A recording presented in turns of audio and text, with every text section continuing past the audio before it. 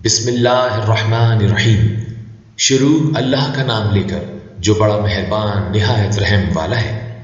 جب آسمان پھٹ جائے گا اور اپنے پروردگار کا فرمان سن لے گا اور یہی اس کے لائق بھی ہے، اور جب زمین ہموار کر دی جائے گی اور جو کچھ اس میں ہے وہ اسے نکال کر باہر ڈال دے گی اور بالکل خالی ہو جائے گی اور اپنے پروردگار کے ارشاد کی تعمیل کرے گی اور اس کو لازم بھی یہی ہے، تو قیامت قائم ہو جائے گی۔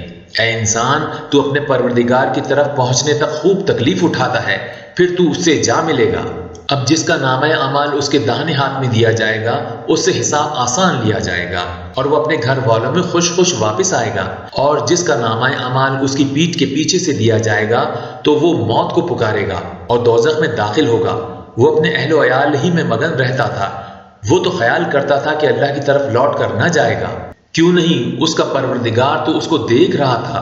سو میں شام کی سرخی کی قسم کھاتا ہوں اور رات کی، اور جن چیزوں کو وہ اکٹھا کر لیتی ہے ان کی، اور چاند کی جب وہ پورا ہو جائے، کہ تم لوگ درجہ بدرجہ ضرور چڑھو گے۔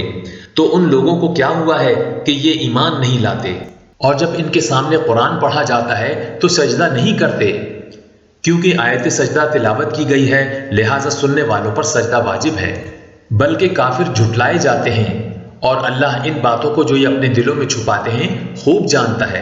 تو ان کو دکھ دینے والے عذاب کی خبر سنا دو۔ ہاں، جو لوگ ایمان لائے اور نیک عمل کرتے رہے ان کے لیے بے انتہا اجر ہے۔